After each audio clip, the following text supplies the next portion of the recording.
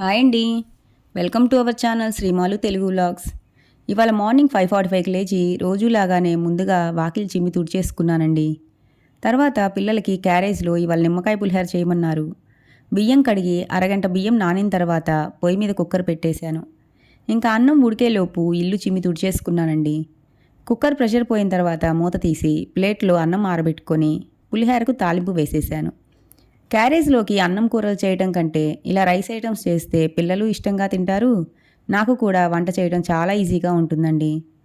ఇంకా పులిహోర కలిపేసి పక్కన పెట్టేశాను. ఇవాళ టిఫిన్కి అయితే దోశలు వేశానండి.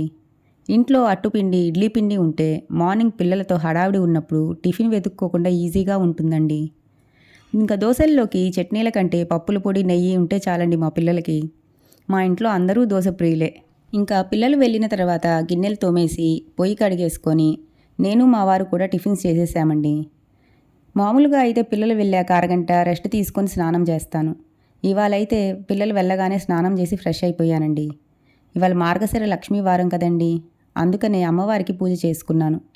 లక్ష్మీ అష్టోత్రం, శ్రీ సూక్తం, కనకదార స్తోత్రం చదువుకొని హారతి ఇచ్చుకొని అమ్మవారికి ధూపం వేసి పూజ చేసుకున్నానండి. ఇంకా ఇంతేనండి ఇవాళ నా morning vlog. Subscribe to my channel, friends.